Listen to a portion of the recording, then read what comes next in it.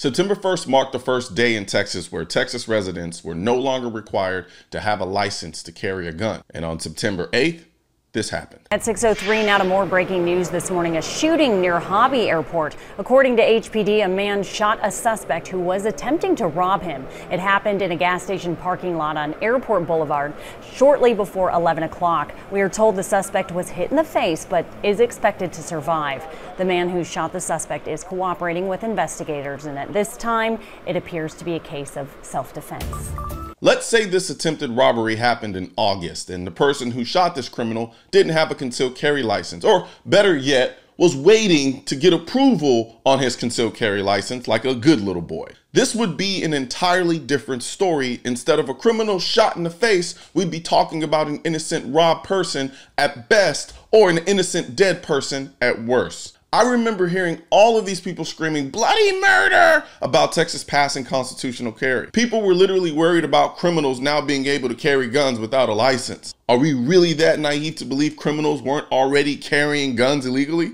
The law didn't make it legal for criminals to carry guns without a permit. It made it legal for non-criminals to carry a gun without a permit. If criminals needed permission to break the law, they wouldn't be criminals. These are the stories you don't hear about. If this guy didn't have a gun and was shot by this criminal, the mainstream media would be going on ad nauseum about how we need more gun control laws to keep guns out of the hands of criminals. But no one ever calls the media and the anti-gun lobby out on the stupidity of that logic. Criminals aren't getting concealed carry permits on Monday and then committing robberies on Tuesday.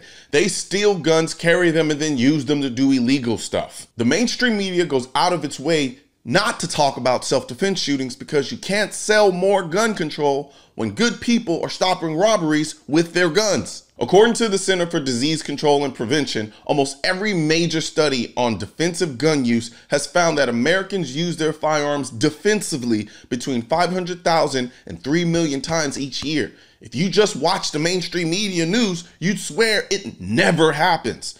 But here it is, right here in your face. Literally. We are told the suspect was hit in the face. Look, all these moronic politicians get up and talk about how they just want gun control to save lives, yada, yada, yada, yada. But when it's in the middle of the night on a Wednesday and someone is trying to rob you, the only person that's in a position to save your life is you. Gun control laws don't stop criminals, but those same gun control laws force good people to become criminals when they're forced to break dumb gun control laws in order to effectively protect themselves against criminals that weren't stopped by said dumb gun control laws. You know how frightening it is to think about what happens in the moments before, during, and even days after having to use your gun in self-defense?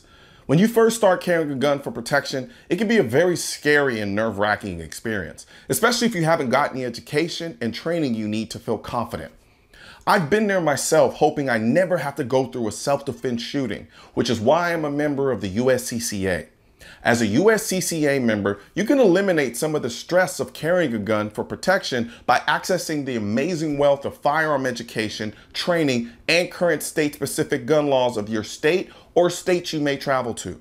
This can help you be prepared for, or hopefully even avoid, a self-defense incident.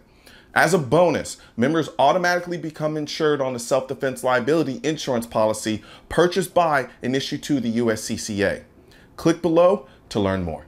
And don't forget to subscribe to the channel, and most importantly, make sure you hit that bell symbol.